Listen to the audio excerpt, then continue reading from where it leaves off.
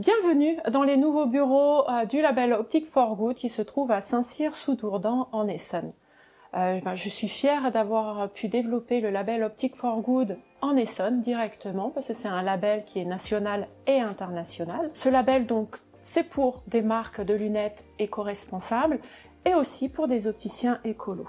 La particularité du label Optic for Good, c'est que c'est un écolabel pour les marques de lunettes éco-responsables parce qu'il est conforme à la norme ISO 14024.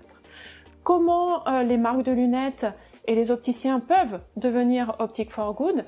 Tout simplement, c'est en passant un audit que j'ai créé, qui se base sur un référentiel RSE, objectif du développement durable, sur le développement durable en général, sur l'écologie, tout ce qui existe, mais spécifié pour le monde de l'optique lunetterie, parce qu'on a des petites spécificités qui fait que on doit aller un petit peu plus en profondeur sur certaines questions écologiques.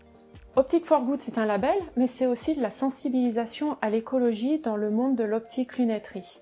Ça, je le fais depuis 2014, où je parle dans des conférences, alors soit au salon de l'optique en France ou dans les salons de l'optique en Europe, où je fais des conférences sur le thème de l'écologie. Alors soit je présente mon label, soit je présente mon blog, soit je présente des notions écologiques qui sont pas encore innées dans l'industrie de l'optique lunetterie et pour qu'on puisse entamer correctement notre transition écologique parce que notre secteur est très en retard sur ce thème-là. Donc je suis là aussi pour divulguer la bonne parole écologique dans l'industrie de l'optique lunetterie. Félicitations, bravo.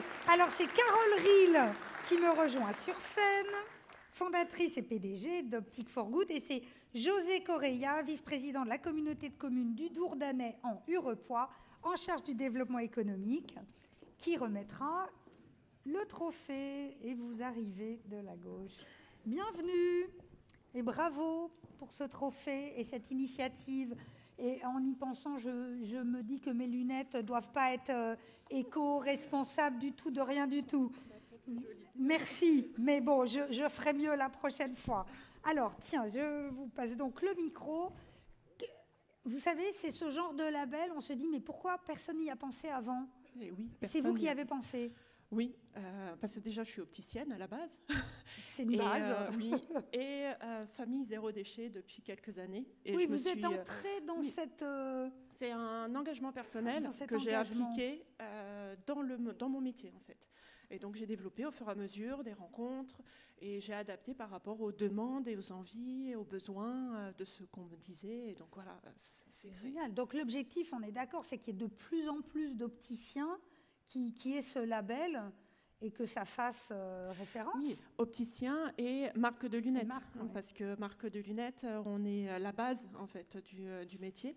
Et il faut déjà qu'elle impacte moins, puisque je ne sais pas, je vois qu'il y a des personnes qui portent des lunettes. Je ne sais pas si vous êtes posé la question si vos lunettes impactaient la planète, l'environnement. Ben oui, il y a un impact et donc du coup, je fais en sorte de mettre en avant les marques de lunettes qui font attention à ces critères-là et aussi aux opticiens qui font l'effort de réduire leur empreinte écologique. Je pense qu'il y a déjà des associations, je ne sais pas si vous avez déjà fait ça, qui récupèrent quand votre vue change et que vous ne les portez plus, vous pouvez les donner à des associations. Oui, tout à fait. C'est un bout du chemin peut-être. Vous me tendez une perche parce que j'ai créé un plus. C'est c'est une extension de mon travail que je fais dans l'entreprise. J'ai créé une association Recycloptics pour créer la filière de recyclage de l'optique lunetterie. Donc, c'est vraiment un engagement je voulais que tout le monde puisse y participer, pas qu'une élite, entre guillemets, écolo, mais que tout le monde puisse faire sa part et engager... le mouvement. Bravo. Et je voulais faire un petit... pardon.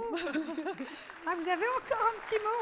Oui, un dernier, c'est faire une petite allusion par rapport au premier qui a eu le prix, où justement son patron est à la COP28.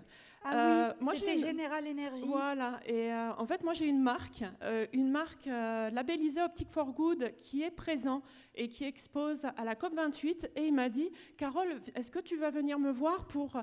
J'ai dit, mais non, je reçois un prix du 91 dehors. Comment elle s'appelle, cette marque-là? C'est la marque Midori. Midori. Et j'ai dit, non, je reçois un prix, donc j'ai préféré vous rencontrer plutôt que d'aller à Dubaï à la COP28. Voilà. Bon, en plus, Dubaï... Merci. Alors, le micro à José Correia. Merci d'être avec nous et de remettre ce trophée. Voilà, la photo rituelle. Peut-être un petit mot. C'est avec grand plaisir que je vous remets ce trophée. De la part de la communauté de communes, du MEDEF 91, eh bien, on est très heureux, très fiers de vous compter parmi les entreprises du territoire, du Sud Essonne. Il y a aussi de l'inventivité pour des biens de consommation tels que les lunettes, qui sont des biens de consommation courante aujourd'hui. Eh bien, il y a aussi à faire, il y a aussi à recycler. Donc, Optic for Good, it's very good. It's very good. Vous avez un parfait mot de la fin.